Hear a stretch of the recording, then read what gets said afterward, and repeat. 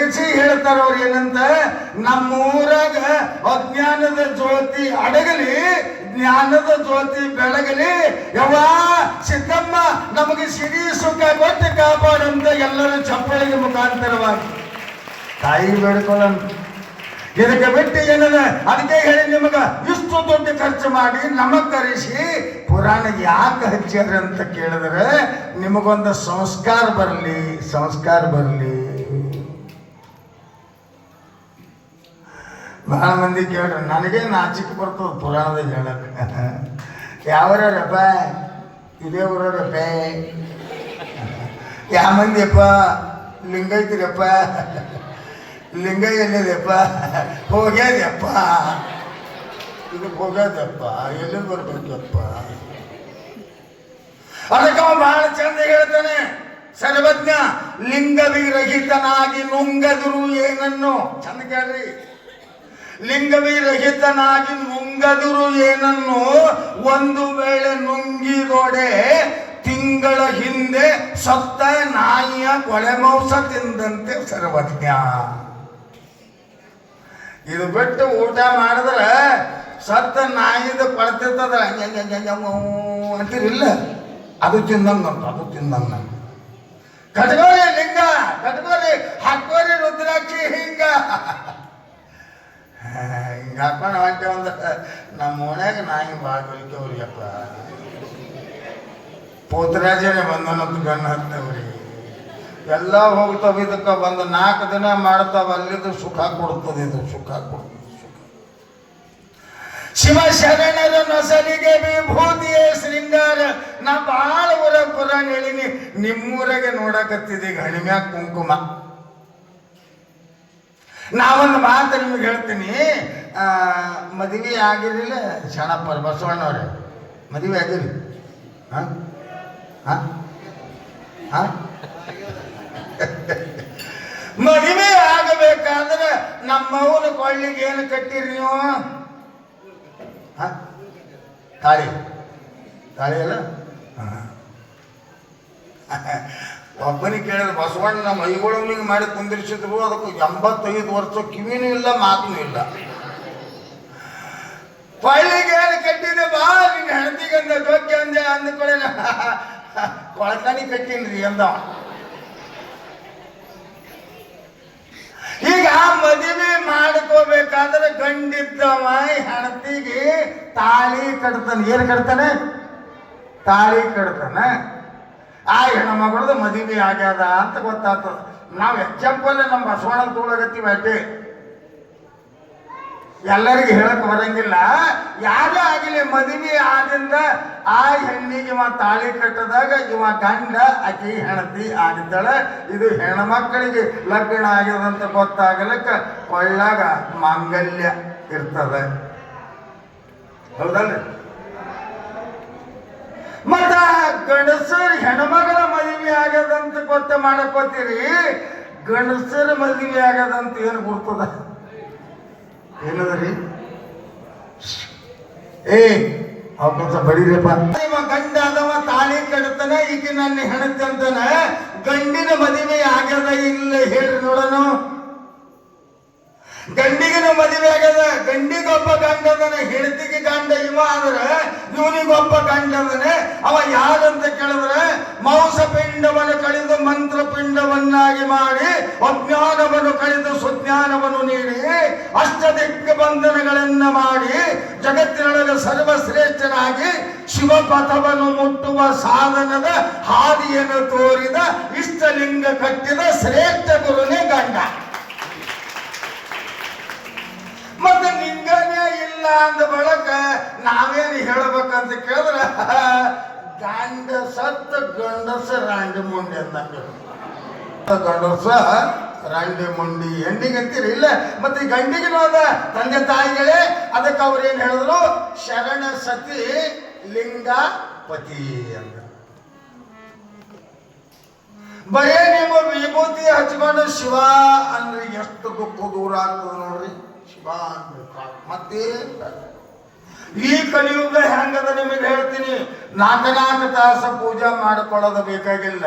ಬರೇ ವಿಭೂತಿ ಹಚ್ಕೊಂಡು ಏಕಾಗ್ರತೆ ಮನಸ್ಸಿನಿಂದ ಜಗಲಿ ಮುಂದೆ ಕುತ್ಕೊಂಡು ಓಂ ನಮಃ ಶಿವಾಯ, ಓಂ ನಮಃ ಶಿವಾಯ, ಓಂ ನಮಃ ಶಿವಾಯ ಅಂದ್ರೆ ಅದು ಇದು ಬಿಟ್ಟಿಕನ ಕಣ್ಣುಗಳನ್ನು ಮುಚ್ಕೊಂಡು ಇವು ತೊಚ್ಕೊಂಡು ಕುಂತ್ಕನ ಓಂ ನಮಃ ಶಿವಾಯ ಅಂದ್ಬಿಟ್ಟು ಮಗ್ಗಲ ಮನೆಯಕ್ಕೆ ಎಮ್ಮೆ ಸಾಯಿಲಿ, ಮಗ್ಗಲ ಮನೆಯಕ್ಕೆ ಎಮ್ಮೆ ಸಾಯಿಲಿ. ಬ್ರಹ್ಮಾಂಡಕ್ಕೆ ಬೆಂಕಿ ಹತ್ತದಂಗೆ ಆಗ್ತದೆ. ಅದಕ್ಕೆ ಇದು ಈ ಶರೀರದೊಳಗಿರುವ ಅದು ಷಡ್ ವರ್ಗ ಎನ್ನುವ ಬೆಂಕಿಯನ್ನ ನಂದಿಸಬೇಕಾಗಿತ್ತಂದ್ರೆ ಸಾಂಬಜೇ ನಮ ಪಾರ್ವತಿ ಶಿವ ಹರ ಹರ. ಆಹಾ, ಏನು ಸರ ಎಷ್ಟು ಚಂದ ಸರ ಅದ. ಎಲ್ಲರೂ ಒಂದೇ ಸ್ವರದಾಗ ಜಯ ಹೊಡಿತೀರಿ. ಯಾಕ್ರಿ ಸರ ಎಷ್ಟು ಚಂದ ಒಂದೇ ಬರ್ತದ. ಒಂದೊಂದು ಮೂರ ನೋಡ್ಬೇಕು ಅಪ್ಪು ಚಿವ ಚಿವ ಚಿವ ಚಿವ ಮೂಲೆ ಹಳ್ಳ ಬಂದಂಗ ಆಗ್ತದ. ಕಡಾಕ ಕುಡಾಕ ಕಡಾಕ ಅಂದ್ರೆ ಶಿವ ಶಿವ ಅನ್ನಾರ್ದ ನಾಲಿಗೆ ಅಂತಂದಂಗ ಇದು ಯಾಕೆ ಹೇಳಕತ್ತೀವಿ ಪ್ರಪಂಚದ್ದು ಅಂತ ಕೇಳಿದ್ರೆ ಇಲ್ಲಿ ಸಂಸಾರ ಮಾಡ್ಯಾರ ಯಾರು ಅಂತ ಕೇಳಿದ್ರೆ ಅನಂತರಾಯ ಶಿರಸಮ್ಮ. ಎಂತ ಸಂಸಾರ. ಅಕಸ್ಮಾತ್ ಯಾರೇ ಬಾಗಿಲಿಗೆ ಬಂದು ನಿಂತ್ಕೊಂಡು ಯವ ಒಂದು ರೊಟ್ಟಿ ಕೊಡವ, 2 ದಿವಸ ಆಯ್ತವ ಊಟ ಮಾಡಲಿಲ್ಲ ತಾಯಿ, ಒಂದು ರೊಟ್ಟಿ ನೀಡ್ತಾಯಿ. ನಿಮಗೂ ಹೇಳ್ತೀನಿ, ಶಿವ ಯಾವ ರೂಪದಾಗ ಬರ್ತಾನೆ ಹೇಳೋಕೆ ಬರಲ್ಲ. ನಂದೇ ಒಂದಿಟ್ಟು ಹೇಳ್ಕೊಂಡು ಬರ್ತೀನಿ. ಒಂದು ಊರಿಗೆ ಪುರಾಣಕ್ಕೆ ಹೊಂಟಿದ್ದೆ, ಶಾಳಾಪುರ. ಡ್ರೈವರ್ ಕಾರ್ ನಡ್ಸಕತ್ತೆ, ನಾ ಕುಂತಿದ್ದೆ. ಇನ್ನೊಂದು 3 ಮಂದಿ ನಮ್ಮವ್ರು ಗೋಣ್ಯನವ್ರು ಸಾವುಕಾರ ಗೌಡರು ಸಂಗಟ ಹೊಂಟಿದ್ರು. ಕುಂತಿದ್ದೆ, ಒಬ್ಬಕ್ಕೆ ಪರಡಿ ತಗೊಂಡು ಬಂದಳು. ಪರಡಿ ತಗೊಂಡು ಬಂದಾಳ, ಕಬಡ್ಡಿ ಸರ ಹಾಕೊಂಡಾಳ. ಏಯ್ ಗಾನ ಕೊಡು ಅಂದಳು. ನಾನು ಬರೀ ಚಿಲ್ಲರ್ ಇದ್ದಿದ್ದಿಲ್ಲ, ಸಾಕಾರ ಒಂದು 10 ರೂಪಾಯಿ ಹಾಕಿರಿ ಪರಡಿಯಾಗ. ಏಯ್ ಕತ್ತಿ ಕಾಯವನೇ ನೀನು ಕೊಡು ಅಂತ ಹೇಳಾಕತ್ತೀನಿ ಅಂದಳು. ಏಯವ್ವ ಕೊಡ್ತೀನಿ ತಡಿ ಅಂತ ಕಿಶದ ಕೈ ಹಾಕಿ 100 ರೂಪಾಯಿ ಬಂತು ಪಾಠ. ಒಬ್ಬ ಕಾರ್ ಬಿಟ್ಟೆವು. ನಾ ಕಿಟಕಿಯಿಂದ ನೋಡಕತ್ತೀನಿ. ಈ ನಮ್ಮನೆ ಬೈದಾಳ ಅಂದ್ರೆ ಈಕಿ ನಮ್ಮ ಅವನೇ ಇರ್ಬೇಕು ಬಹುಶಃ. ಹಿಂಗೆ ಹಳ್ಳಿ ನೋಡತ್ತನ ಹಿಂಗೆ ಮಾಡಿದಳು. ಹಿಂಗೆ ಮಾಡಿದಳು. ಹಿಂಗೆ ಮಾಡಿ ಸ್ವಲ್ಪ ಮುಂದಕ್ಕೆ ಹೋಗಿ ಮತ್ತೆ ಆ ಗ್ಲಾಸ್ನಾಗ ನೋಡೋದನ್ನ ಇದ್ದಿದ್ದಿಲ್ಲ. ನಿಂದಿರಿಸೋ ಕಾರ್ ಅಂತಂದೆ. ಅದು ಹಾರಿ ಓಡಿ ಹೋಗತ್ತಾನೆ. ಮಾಯಾಗಿದ್ದಳು. ಭಾಗಮ್ಮ ಅಂಬಾ ಭವಾನಿ ಮಾಯಾಗಿ ಹೋಗಿದ್ದಳು. ಇದ್ದಿದ್ದಿಲ್ಲ. ಯಾರು ಹ್ಯಾಂಗ ಬರ್ತಾರೋ ಗೊತ್ತಿಲ್ಲ, ಯಾರು ಏನು ಪರೀಕ್ಷೆ ಮಾಡ್ತಾರೋ ಗೊತ್ತಿಲ್ಲ. ಅದಕ್ಕೆ ಅವ್ರು ಹೇಳಿದ್ರು, ಅಸ್ಥಿರವಾದ ಸಂಸಾರದ ಅಸ್ಥಿರವಾದ ಜನ್ಮದ ಇದು ಒಂದು ದಿನ ಬಂದದ, ಒಂದಿನ ಹೋಗ್ತದೆ. ನೀ ಕೊಟ್ಟಿದ್ದು ಒಂದೇ ಉಳಿತದೆ, ಕಟ್ಟಿದ್ದು ಉಳಿತದ, ಈ ಗುಡಿ ಉಳಿತದ. ಕಟ್ಟದವ್ರು ನೀವು ಉಳಿಯಲ್ಲ, ಪುರಾಣ ಹೇಳದವ್ರು ನಾವು ಉಳಿಯಂಗಿಲ್ಲ.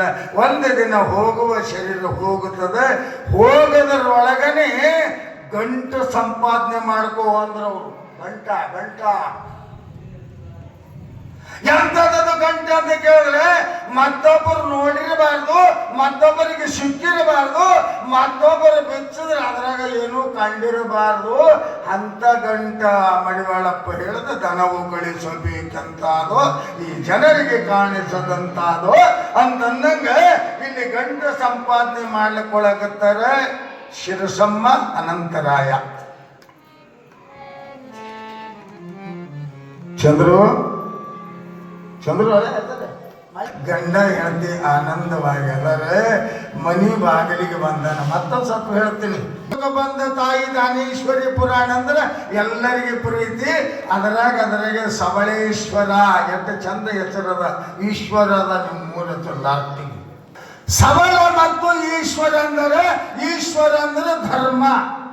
ಸಬಳ ಯಾಕೆ ಬಂದ್ರಿ ಅಂತಂದ್ರೆ ಇವರ ಮಲ್ಲಯ್ಯ ಮಾಯ ರೂಪದಿಂದ ಬಂದು ಬಾಗಿಲಿಗೆ ನಿಂತಾನೆ. ಹೇಳ್ತಾನೆ, ಅವ್ವ ಯಾರಿದಿಲ್ವ ಮನ್ಯಾಗ? ಯಾರದ್ರವ ಮನ್ಯಾಗ ಒಳಗ ಸಿರ್ಸಮ್ಮ ಕೆಲಸ ಮಾಡಕತ್ತಾಳೆ. ಯಪ್ಪ ಬಂದೆ ಬಾ ಮಗ ಕರ್ದಾನ, ಬಹಳ ಚಂದ ಕರ್ದಾನೆ. ಕರೆದು ಹೇಳ್ತಾನೆ, ನಾನವ ಗುರ್ತು ಹಿಡಿದಿಲ್ಲ.